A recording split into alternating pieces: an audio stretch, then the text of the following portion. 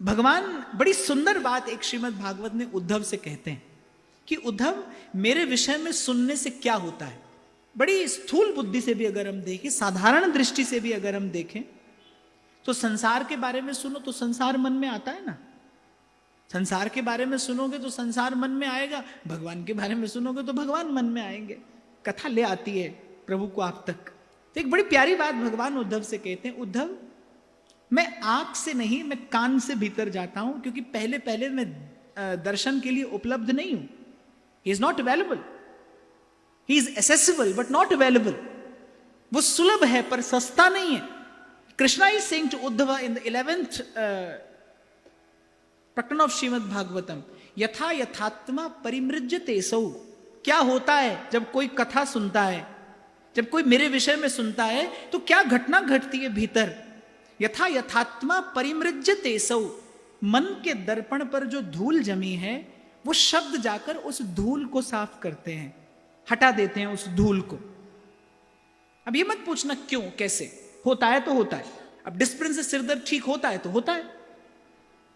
अब क्या होता है भीतर जाकर आप देखते तो नहीं, होता है। It's a fundamental fact, one should not question about it. क्योंकि आजकल एक और बड़ा रोग है, और खास तौर से माफी चाहूंगा मैं जो मेरे युवा भाई बहन है उनको, तो वो मशीन की नोक पे भगवान को प्रमाणित करना चाहते हैं। They want to know reason, logic.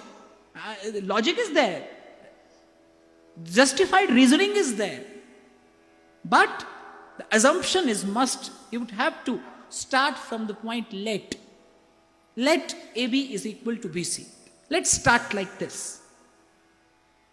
Let's agree with the teacher. If teacher is saying A for apple, let's agree. You cannot question, you should not question.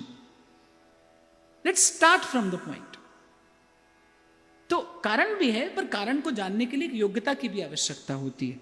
वो योग्यता धीरे धीरे अर्जित की जाती है। तो भगवान ने कहा कि जैसे जैसे कोई मेरी कथा सुनता है, कोई मेरे विषय में सुनता है, यथा यथात्मा परिमृज्यते सौ। परिमृज्य अर्थात मार्जनम। उसके मन पे के दर्पण पर पड़ी धूल जो है वो शब्द जाकर हटाते हैं।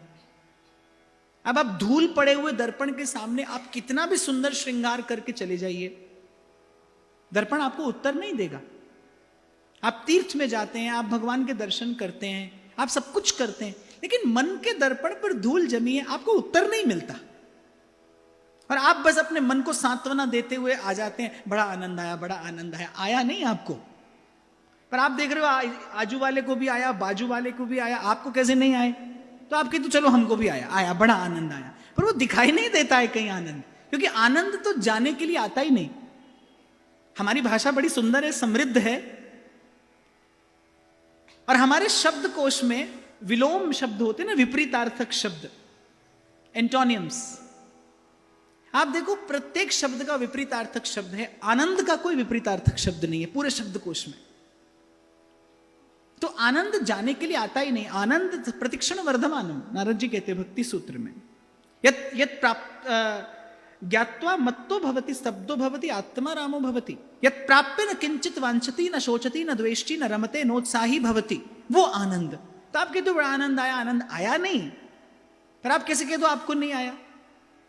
आप भी, आपके पास भी माला है, और आप तो मुझसे पहले से कर रहे हो, तो यू आर सीनियर।